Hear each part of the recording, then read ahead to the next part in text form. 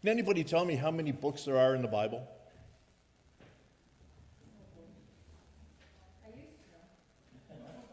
I know it's a Sunday school question, but anybody have a number?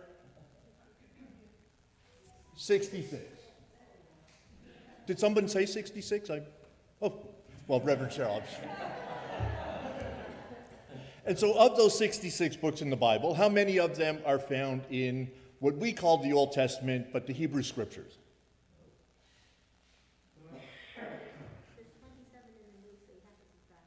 So there's 27 in the New Testament, so that means that there are 39 in the Old Testament. And of those 39 books in the Old Testament and the 66 books of the whole Bible, 2 of them are named after women. Esther and Ruth. Now we're going to hear about Ruth later, like in about a month. I'm going to tell you a little bit more about Ruth. But today we're going to talk about Esther, and we heard, Jim read this morning, the last part of the book of Esther. So I'm going to try and give you a little bit of the Reader's Digest synopsis of the book of Esther. So there's a young girl. Her name's Esther. She's orphaned. She's taken in by her uncle Mordecai. Mordecai's an older Jewish man, and they are living in exile. And so they're living in exile under the rulership of King Xerxes. That's his. That's one name for him. There's another one, but it doesn't really matter. Okay, so under King Xerxes, there's his right-hand man, like his chief advisor, is a guy named Haman or Haman. And through the book of Esther, Haman gets a hate on. He doesn't really like Mordecai, and because he doesn't like Mordecai, he decrees, and he gets the king to decree, that all Jews in the entire kingdom are going to be executed. But Esther, in the run of the story, Esther has been taken into the king's palace, and along with a multitude of other women, the king, so I guess before that, the king has lost his queen. Well, actually, the king has pushed his queen out the door. And so he needs a new queen. And so he holds, he gathers all of the beautiful young women from the empire, brings them to the palace, and then goes through a process of choosing his next queen out of all of these beautiful young women, and in the end, Esther is the one chosen. There are all kinds of things to say about that, about the plight of women, about power, and all of those things. I don't want to talk about that right now. That would be the subject of a Bible study that might be coming. But, so Esther is queen, and Haman has decided that the king should execute all Jews in the kingdom, and Esther pleads to the king that he not do that. And when the king hears the story, he wants to know how it came about, and so Esther names Haman as the culprit, the person who has been the mastermind behind the plan. And so Haman is then, we heard part of the story that Jim read today, Haman is executed by the king using the same tool of execution that he was going to use to kill Mordecai. And then what happens is that all of the people who were going to go out and kill the Jews, they are all in turn killed by the Jews. And we now, the Jewish people now celebrate that time as the celebration of Purim. If you want to know more about Purim, you can Google it or look it up. Okay, so that's in a nutshell the story. And what I want to talk about today, actually, a central line, a quote that is often used when people talk about Esther, and they talk about when you find yourself in the ideal position, the ideal place for any given situation, people will say that you were placed there for such a time as this. It's a line from Esther. Esther doesn't want to approach the king, but Mordecai says to her, her uncle, says to her, but you are here for such a time as this. And so now you have to decide what you're going to do being in this place at this time, and you could be so instrumental in the saving of your people. And so that's when Esther goes to the king. So for such a time as this. So what I want to talk about today is a part of the story that troubles me. It troubles me. Now, I understand, I celebrate, as along with pretty much everybody who reads the story, I celebrate Esther's move to approach the king to save her people. That's a great part of the story, and her people are indeed saved. The part of the story that troubles me is the part that follows. Because what follows is that now that they've gained their freedom, now that they're not going to be executed and they're not going to be sold into slavery, which was what Esther said, like that would have been Esther's compromise. Like if you were going to sell us into slavery, she says, I wouldn't have done anything, because our people, the Jews, were used to being like having that plight before them. So Esther says, if that was all you were going to do, sell us into slavery, then I would have been fine with that, and we could go on. We could go from there. But she has saved her people from both slavery and from death, and it was going to be a genocide. Like, let's be honest, the story is a story of genocide. But at the turn, when the story flips, Esther and Mordecai is elevated into the place of honor. He actually takes Haman's place as the king's chief advisor. And what he does with that position, what he does now that he's been given the power, is he turns around and he does exactly what Haman was going to do to the Jews, only to Haman's people. So now all of Haman's people, according to the story, Haman's people are now executed and killed. Not only, and it was originally going to be for one day, and it extends to a second day, where the people who were going to be executed and killed become the people who execute and kill. That part of the story troubles me. It troubles me. And I chose the psalm this morning. The psalm that we read today was not the psalm that's offered in the lectionary to go along with today's reading. But I chose the psalm because Psalm 137 is an interesting psalm too, which also gives me trouble. And it gives me trouble for a part of the psalm that we didn't read, and we never read. We never read the part of the psalm at the end. The people are in exile, and they're lamenting their placement in exile, and they're saying, like, we can't be ourselves, we can't sing our hymns, we can't openly worship our God because we're in exile, we're in a foreign land. But then it says something to the extent of, blessed is the person who bashes our enemy's children's head against the rock. And I go, what? Like that is jarring to me. But it comes from a very natural place, if we're honest. If you've been oppressed and held down and vilified and you know, your women have been raped, your children have been executed, you've been made to work as slave laborers for not only years but generations. Then you've seen your brothers and your sisters abused and tortured and maimed and killed in front of you. Then your instinct is to somehow seek revenge. I mean, I understand it. I would hope that that's not where I would be, but I understand it. So in this story, the people of Israel have been in exile, have been in captivity, have been enslaved for years and for generations.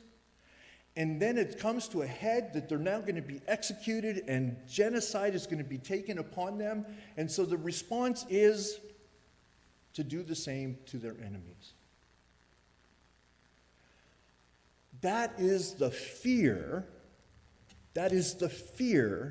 of every government, of every people who have held some kind of either unjust power over another group, or have exercised that kind of oppression. In the 1990s, when apartheid was starting to fall, the fear of the white minority, and this is documented in the transcripts of meetings of government committees. It was expressed openly in news conferences. The fear of the white minority was that the black majority, if given power, would treat them the same way as they had treated the black majority for years and for generations. That was the fear. So it was like, we have to hold on to power in order to not be treated the way that we know is unjust, but it's the way we have treated them forever, or for generations. My discomfort with the story is because, rightly or wrongly, I expect different. If I am going to call myself one of God's chosen people, then I'm going to hope and pray that I would act as such. And again, I'm saying that I understand how this can happen, how the story can unfold the way it does. What I'm saying is, I would hope for something different. And that's where, for us who claim the gospel, who proclaim the gospel, who profess that faith as our own, that's where we are challenged to do different. Jesus says to us, you have heard it said that you should love your neighbor, that you should love your friends. I am telling you that you should love your enemy. So when the natural disposition is to take some kind of revenge or some kind of recompense against your enemy, Jesus says, no, love your enemy. The ways of others is to seek that kind of revenge. But the way for us, and us being those who profess the gospel, is different. It is to love your enemy, to pray for your enemy, to struggle and to fight for justice and for peace for your enemy. Jesus says, I am the Prince of Peace. He has come for reconciliation, not just amongst us, but reconciliation for all. That all can start to move forward together towards what we understand as the kingdom of God, but for everybody else would be a state of peace, of justice, of compassion. We recognize that in one way, but all peoples desire that.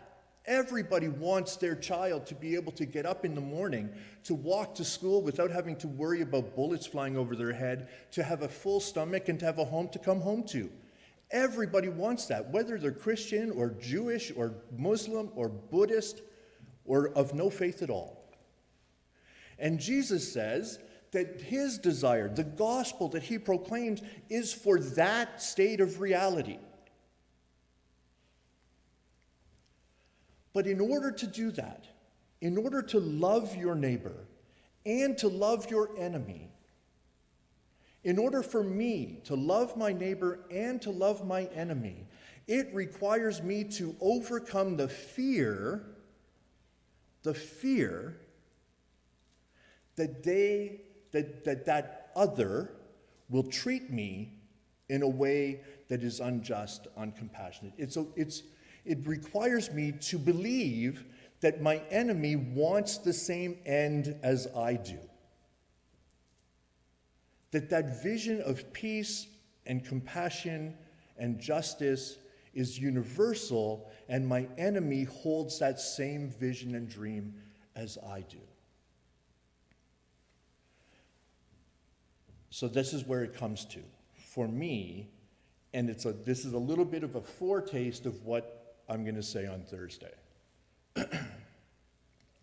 We have resided, and when I say we, I mean non-Indigenous peoples, have resided on this land that we call Canada or North America. We have been here for 400 years, give or take. We have systematically entered into treaties and agreements and then not honored them. We know the history. We know the history of everything that led up to the residential schools. We know the history of the residential schools. We know the history of the 60s scoop. We know all of that. And now we are being asked by our church, by our government, and by those whom, on both sides of that equation, we are being asked and we are being compelled to walk a path that recognizes the truth of the history and works towards reconciliation and a time when we can actually coexist together on the land in peace, friendship, and justice. We need to, and when I say we, I mean those of us who are in the dominant culture. We need to overcome our fear. I need to overcome my fear that the person on the other side of the table, the person who comes from the Anishinaabe or the Mi'kmaq or the Iroquois or the Mohawk nations, I have to overcome my fear that what they're seeking is retribution, and know that what they are seeking along with me is justice, is a way forward together, reconciled. I do not believe that those who are in that negotiation with us are anxiously waiting to turn the tables. I do not believe that the end of the story that we are writing right now is that those of us in the dominant culture are going to be impaled on the weapons that we held forward in the past. I believe that we are on a journey towards justice, peace, and reconciliation. And I believe that we are called to that journey by the gospel that we proclaim and the Lord who we hail as Messiah and Savior, and who is indeed not only my brother, but the brother to all. Thanks be to God.